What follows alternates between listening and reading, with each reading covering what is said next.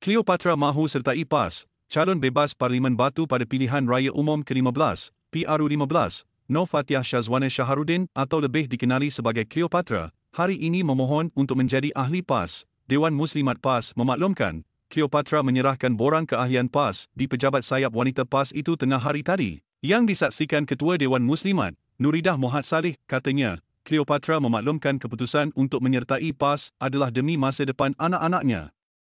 Beliau yang juga seorang ibu tunggal sebelum ini pernah menyuarakan hasrat untuk mengenali PAS dengan lebih dekat dan menyatakan kesediaan mengikuti tarbiyah parti, selain dikenali sebagai seorang aktivis yang aktif dalam kerja amal dan pengasas Badan Bukan Kerajaan, NO, Hetero Action Women Alliance, HAWA, yang memperjuangkan hak wanita dan masyarakat. Cleopatra juga memainkan peranan sebagai seorang pempengaruh media sosial, menjadikan beliau suara penting dalam memperjuangkan isu sosial.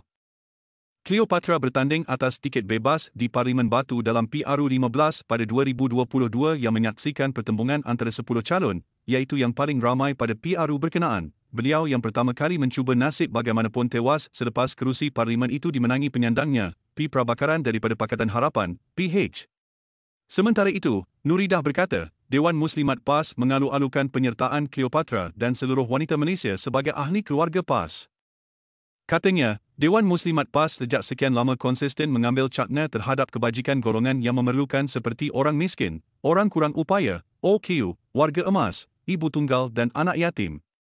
Penyertaan Cleopatra ke dalam PAS dilihat sebagai langkah strategik dalam memperkukuh peranan politik wanita di Malaysia dan memperjuangkan kesejahteraan masyarakat.